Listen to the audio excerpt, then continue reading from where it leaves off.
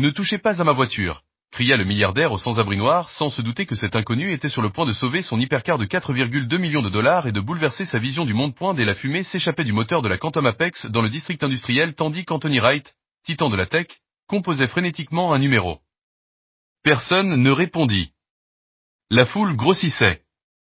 Le moteur propriétaire, irréparable hors de l'usine, tremblait vers la panne. Monsieur, votre système de refroidissement à poussée quantique a une microfracture dans la boucle secondaire, dit l'homme en haillons, main levée. Je peux le réparer. Le doigt d'Anthony resta suspendu au-dessus du numéro de sécurité. Comment cet homme pouvait-il connaître une technologie classifiée? Quel génie caché se tenait devant lui, et pourquoi vivait-il dans la rue? Dans les 60 secondes suivantes, tout ce qu'Anthony croyait sur le talent, la valeur et le jugement allait voler en éclats. Thomas Johnson n'avait pas toujours été sans abri. 3 ans plus tôt, il avait conçu des systèmes de refroidissement qui avaient transformé la technologie aérospatiale. Aujourd'hui, il dormait à la belle étoile. Autrefois diplômé du MIT avec 3 diplômes d'ingénierie et 7 brevets, Thomas avait été effacé par de fausses accusations, les préjugés et le rejet. Pourtant, il gardait son esprit affûté. Il enseignait les sciences aux enfants d'un foyer, lisait des revues techniques jetées et suivait les rares hypercars Quantum Apex. Il avait contribué à concevoir son prédécesseur et avait averti, des années plus tôt, du défaut qui flambait maintenant sous ses yeux. S'approchant prudemment, Thomas proposa son aide. Mais Anthony ne vit qu'une menace. Il resserra sa prise sur son téléphone, écartant l'inconnu. La foule chuchotait. Les caméras filmaient. Les investisseurs attendaient. Et Thomas parla de nouveau. La fracture laisse échapper du liquide de refroidissement dans la chambre tertiaire. Cette fumée? Bleu-gris. Vous aurez une panne catastrophique dans 47 minutes. Anthony se figea. Le système de sa voiture lui avait donné 45 minutes. La sécurité arriva. Anthony ordonna à Thomas de partir. Mais lorsque Thomas cita le mémo secret d'Aerotech XT447, le visage d'Anthony trahit une reconnaissance. Comment savez-vous cela? Parce que je l'ai écrit. Il y a 5 ans. Je m'appelle Thomas Johnson. Anthony hésita. L'assistance était à 2 heures. La réunion ne pouvait pas être retardée. La foule grossissait. De quoi auriez-vous besoin pour le réparer? Demanda-t-il. Des outils basiques. 20 minutes de travail sans interruption, répondit Thomas. La sécurité protesta, mais Anthony pesa ses options. Les caméras capturaient tout. Sa réputation et une voiture à 4,2 millions de dollars étaient en jeu. Si vous êtes bien celui que vous prétendez, demanda Anthony d'une voix basse, pourquoi êtes-vous sans abri? Thomas répondit simplement, fausses accusations, politique d'entreprise, racisme. Mais en ce moment, ce qui compte, c'est que votre voiture a 35 minutes devant elle, et que je peux la réparer. Anthony regarda sa montre, puis la fumée croissante. La décision qu'il prit ensuite allait changer leur vie à tous les deux pour toujours.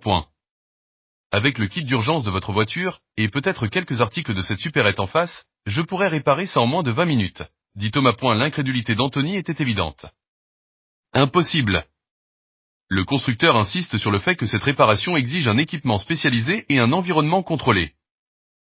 Il complique les choses, répondit Thomas calmement. Le problème fondamental est une simple dynamique des fluides. La nature proprie. Terre du liquide de refroidissement les rend prudents, mais il existe une solution de contournement simple. L'un des agents de sécurité, qui écoutait, intervint.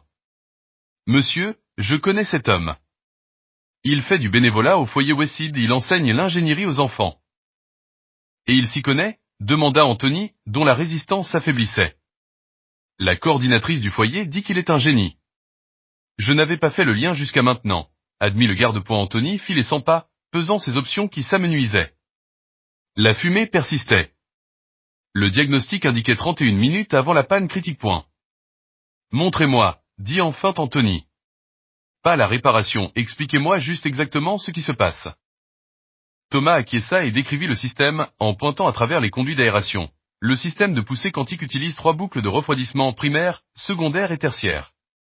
La boucle secondaire transporte un nanoliquide de refroidissement qui stabilise les paliers de poussée. Une microfracture ici, dit-il en désignant avec précision, fuit dans la chambre tertiaire, où il se vaporise contre le blindage. Le scepticisme d'Anthony se transforma en stupéfaction à mesure que Thomas expliquait chaque composant et ses propriétés métallurgiques en détail. Le protocole de l'usine exige un démontage, en supposant une contamination au pire des cas, poursuivit Thomas.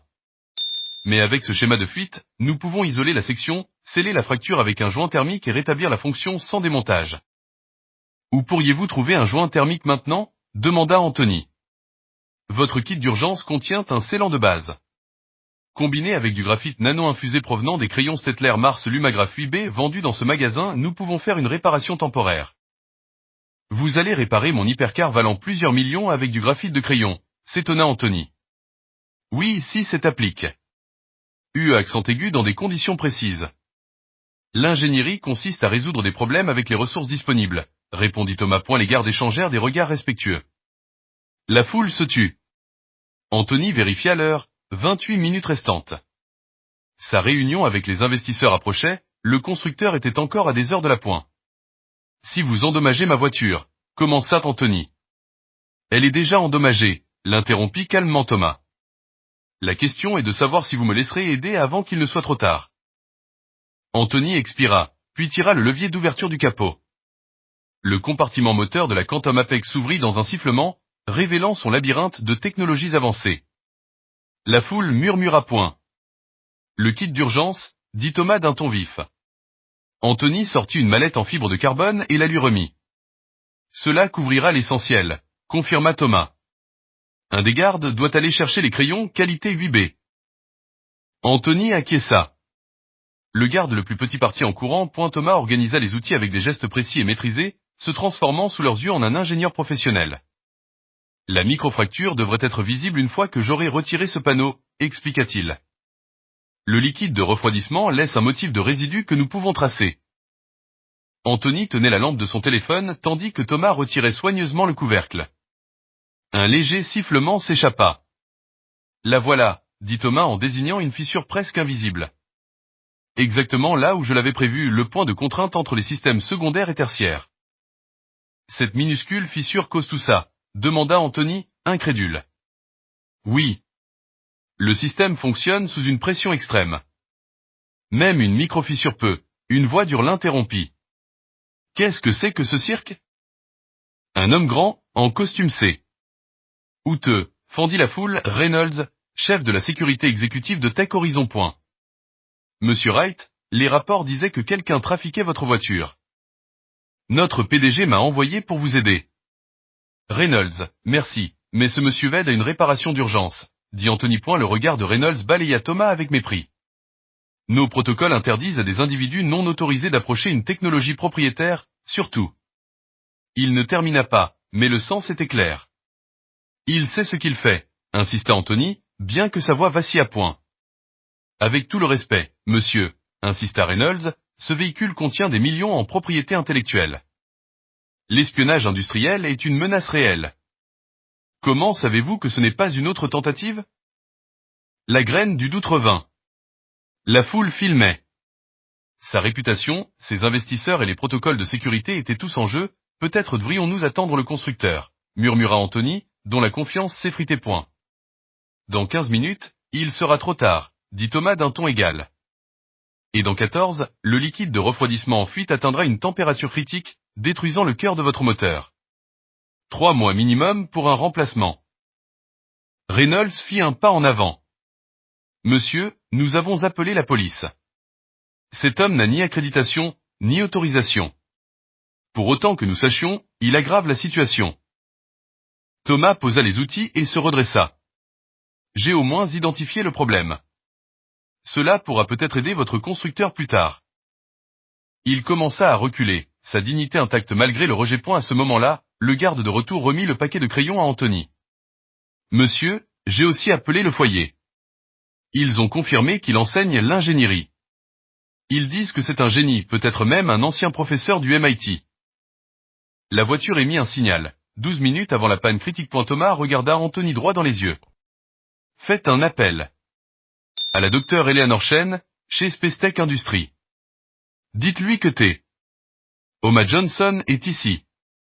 Elle confirmera tout. Anthony se figea. Docteur Eleanor Chen, l'ingénieur en chef de Spacetech? Thomas hocha la tête. Dites-lui que je suis là. La foule tomba dans un silence total. La sécurité se tendit, prête à traîner Thomas au loin. Mais Anthony, après une pause, sortit son téléphone et fit défiler ses contacts. Il avait le numéro direct d'Eleanor Chen. Et à cet instant, tout tenait en équilibre point. Ici Anthony Wright, dit-il lorsque l'appel fut connecté.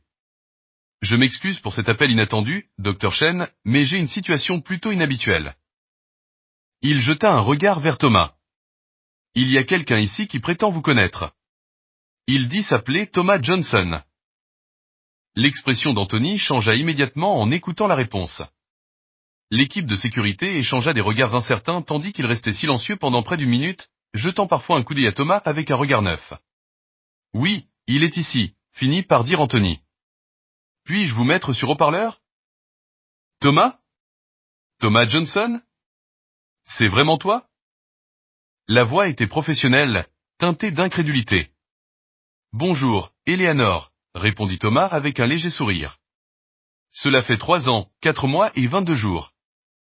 Tu avais complètement disparu, répondit rapidement Dr Chen. Nous t'avons cherché. C'est une longue histoire, dit simplement Thomas Point. Anthony, comprenez-vous à qui vous parlez, continua Dr Chen. Thomas Johnson est l'ingénieur thermique le plus brillant avec qui j'ai travaillé. Ces systèmes de refroidissement ont révolutionné notre industrie. Nous utilisons encore ces brevets dans les engins spatiaux. Le visage d'Anthony refléta la stupéfaction. Il affirme pouvoir réparer ma Quantum Apex. Il dit qu'il y a une micro-fissure dans la boucle secondaire. Si Thomas dit qu'il peut la réparer, alors il peut la réparer, répond. It fermement Dr Chen. En fait, il a probablement conçu le système sur lequel est basée votre voiture. Aerotech a obtenu sous licence ses brevets pour leur division automobile après son départ. Reynolds, le chef de la sécurité, se tortilla d'inconfort. Le garde qui avait rapporté les crayons se tenait maintenant près de Thomas, sa posture adoucie par le respect point. Le problème, c'est que... hésita Anthony. Il semble que je sois sans abri, ajouta calmement Thomas. Je vis dans la rue depuis 3 ans, Eleanor. Un silence stupéfait suivit. Ce n'est pas possible, dit Dr Chen. Tu avais des offres de toutes les grandes entreprises technologiques. Je t'en ai envoyé une moi-même. Comme je l'ai dit, c'est une longue histoire. Mais en ce moment, la voiture de M. Wright a environ 9 minutes avant une panne catastrophique. Avec ton approbation, peut-être qu'il me laissera terminer la réparation. Comme pour souligner ses propos, le système de diagnostic retentit. Avertissement, 9 minutes avant défaillance critique point. Anthony, dit Dr Chen d'une voix d'une gravité extrême. Laissez Thomas réparer votre voiture. C'est probablement la personne la plus qualifiée au monde. Je lui confierai une technologie valant des milliards. Anthony se tourna vers Thomas. Si vous êtes bien celui qu'elle décrit, comment en êtes-vous arrivé là? Fausses accusations, profilage racial, un système prompt à condamner et lent à disculper, répondit Thomas d'une voix ferme. Une fois que vous tombez entre les failles, pas d'adresse, pas de téléphone, pas de code de crédit, essayez de vous relever. Mais nous pourrons discuter des inégalités après avoir sauvé votre voiture. Anthony acquiesça, apaisé. Reynolds, reculé. Dr Chen, merci pour la confirmation. Attends, dit Dr Chen rapidement. Thomas, quand tout cela sera terminé, appelle-moi immédiatement. Nous avons des postes qui t'attendent. J'y réfléchirai, répondit Thomas. Au revoir, Eleanor. Anthony mit fin à l'appel. Je vous dois des excuses. Vous me devez la chance de finir ce que j'ai. Et commencer, corrigea Thomas en se rapprochant du moteur. Et ces crayons que votre garde tient. Le garde les lui tendit. Thomas en choisit un avec une précision habituelle. Cela fera l'affaire. Tandis qu'il travaillait, le murmure de la foule passa de la curiosité au respect. Même Reynolds resta à distance, observant attentivement point. Comment ça marche? Demanda Anthony en regardant Thomas retirer le noyau de graphite. Le scellant d'urgence de votre kit est conçu pour le système primaire. En l'infusant de nanoparticules de graphite, je peux le lier à l'alliage de la boucle secondaire. Ses mains bougeaient avec une précision chirurgicale, mélangeant les composés du kit. Le résultat tiendra sous une pression et une température extrême jusqu'à une réparation adéquate. Et c'est vous qui avez développé ça? Demanda Anthony. La nécessité est la mère de l'invention, répondit Thomas. Avertissement. 6 minutes avant défaillance critique. J'ai besoin d'une concentration totale maintenant. Une seule tentative, dit Thomas. Anthony fit signe à tout le monde de reculer. Le silence tomba tandis que Thomas se penchait sur l'hypercar, aussi stable qu'un chirurgien. Sur le téléphone d'Anthony, un brevet apparut, le nom de Thomas figurait comme inventeur du système même qu'il réparait. Les minutes suivantes passèrent dans un silence tendu. 4 minutes. 3 minutes. La fumée diminua, mais les avertissements persistaient. J'ai besoin de plus de lumière, dit Thomas. 3 téléphones s'allumèrent instantanément. Presque fini, murmura-t-il. La fracture est scellée. Maintenant, purger le liquide et rétablir la pression. Il vida un fluide iridescent dans un récipient improvisé. C'est du nanoliquide de refroidissement? Demanda Anthony. Oui. Environ 20 000 $. Nous en sauverons 60%. Vous connaissez le coût exact? J'ai D à le développer, répondit Thomas. Avertissement. 2 minutes avant défaillance. Thomas continuait de travailler, remplissant à nouveau le système. Pas idéal, mais assez sûr si vous gardez la puissance en dessous de 70%. Anthony regardait avec émerveillement. 30 secondes restantes. Thomas referma le panneau. Démarrer le moteur, ordonna-t-il. Anthony hésita. Démarrez-le. Le moteur rugit, fluide et stable. L'écran de diagnostic clignota. Système stabilisé. Performance limitée à 70%. Service recommandé. Des applaudissements éclatèrent dans la foule. Anthony fixa la scène, incrédule. Impossible. Le constructeur disait que c'était irréalisable sur le terrain. Ils compliquent les choses pour maintenir leur monopole, dit Thomas en s'essuyant les mains. C'est simple quand on connaît les fondamentaux. Combien de temps cela tiendra-t-il? Environ 3 semaines. Suffisant pour un vrai service. Anthony tendit la main. Merci. Sincèrement. Je vous en prie. Mais Anthony n'en avait pas fini. J'aimerais en savoir plus sur ça et sur vous. Venez à mon bureau. Au moins, laissez-moi vous dédommager. Reynolds lui rappela. Monsieur, votre réunion avec les investisseurs est dans 90 minutes. Alors venez à la réunion, dit Anthony à Thomas. Il finance un nouveau système thermique. Vos idées seraient inestimables. Thomas secoua la tête. Je ne suis pas vraiment habillé pour ça. On arrangera ça. Reynolds, appelé Bespoke. Tenue complète à sa taille, prête dans 30 minutes. Ce n'est pas nécessaire, protesta Thomas. Considérez cela comme une partie de votre paiement, insista Anthony.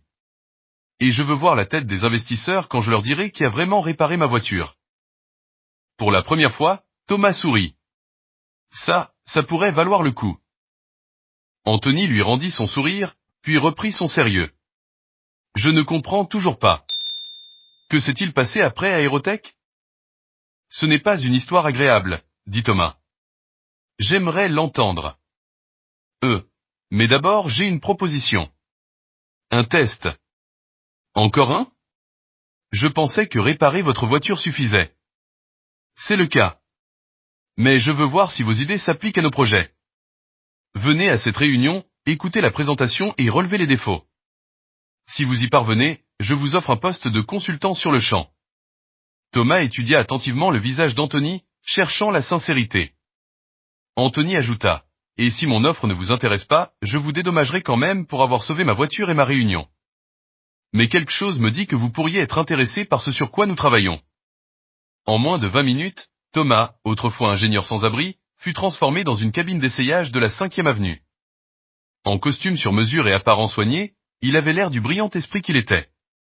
Maintenant, vous en avez l'allure, dit Anthony. En route vers Nexus Innovation, Anthony révéla le passé de Thomas, diplômé du MIT, 3 brevets, ingénieur en chef à 26 ans avant d'être désigné comme bouc émissaire dans l'incident AOTH mis sur liste noire. Dépression, pas d'adresse, pas de téléphone, la société ne pardonne pas facilement, expliqua Thomas. Chez Nexus, La directrice technique Sofia Reyes le reconnut immédiatement. Votre travail sur la régulation thermique était révolutionnaire. Thomas venait de sauver la Quantum Apex d'Anthony grâce à une réparation improvisée avec de la mine de crayon. Sofia était stupéfaite. Lors de la réunion des investisseurs, Thomas identifia des défauts dans leur conception et proposa des solutions qui améliorèrent l'efficacité de 34% tout en réduisant les coûts. Les investisseurs engagèrent des millions sur le champ. Anthony lui proposa un poste de haut niveau, mais Thomas avait une vision plus grande, un centre d'innovation pour les talents oubliés. Il y a des innombrables esprits brillants gâchés par les préjugés et les circonstances. Avec vos ressources et mon expérience, nous pouvons changer ça. Anthony étudia les brevets dessinés à la main par Thomas, chacun révolutionnaire. Puis il lui tendit la main.